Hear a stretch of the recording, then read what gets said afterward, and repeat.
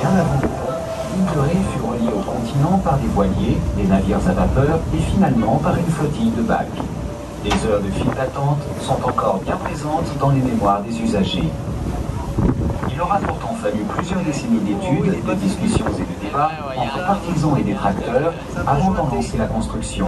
Mais une fois la décision prise, c'est en un temps record d'un peu plus d'1 an et demi que l'édifice a été réalisé. Il s'étire sur une courbe d'environ 3 km de longueur à une hauteur maximum de 30 mètres au-dessus des eaux. Son tablier large de 15 mètres et demi intègre une voie de circulation à double sens et 2 pistes cyclables, chacune protégée du vent par des parapets latéraux. Le pont s'appuie sur 28 piliers de 5 mètres et demi de diamètre et repose sur des appuis ressemblant à d'immenses tabourets enfoncés de 16 mètres dans les fonds calcaires. Les travaux de fondation ont été exécutés sous l'eau et le coulage du béton directement depuis 2 centrales installées sur des pontons flottants qui étaient équipés d'une plateforme de type recherche pétrolière.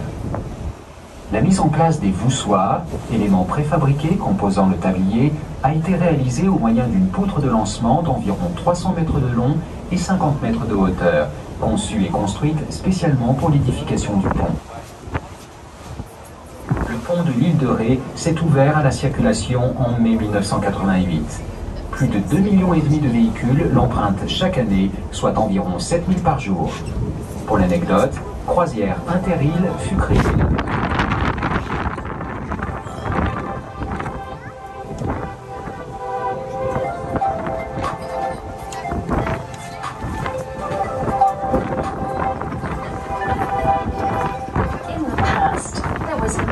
Connection between the Ile de Ré and the mainland.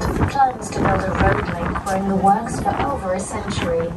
But it took years of debate between those in favour and those against before the decision to construct the bridge was finally made.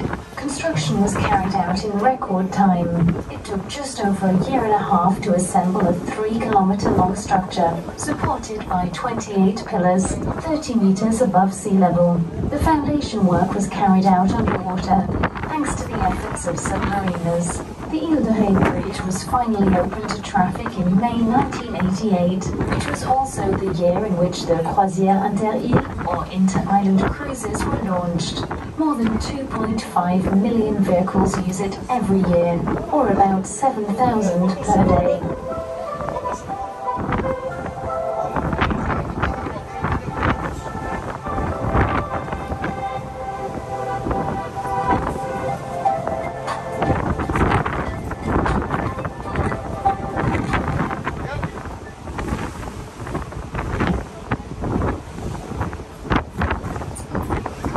Et bien voilà, messieurs, nous venons également de quitter le Pertuis-Breton et nous voici maintenant dans le Pertuis d'Antioche.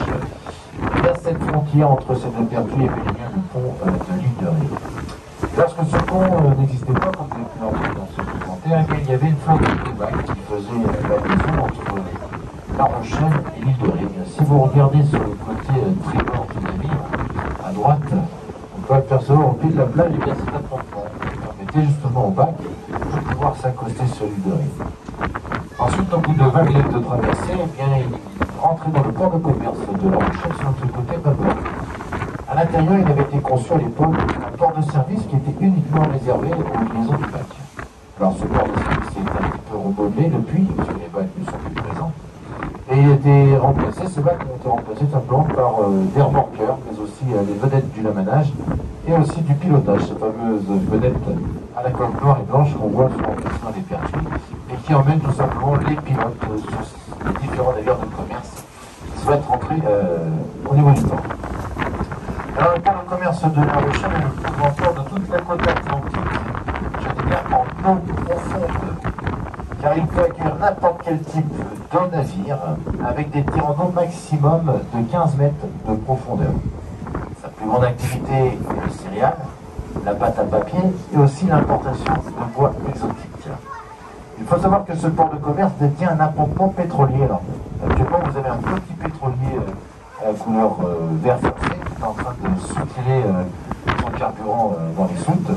Il faut savoir qu'il ne détient pas de raffinerie. Donc le pétrole qui est débarqué et ensuite stocké dans des énormes citernes et qui permet tout au long de l'année de pouvoir alimenter aussi bien la Charente-Maritime que la Vendée.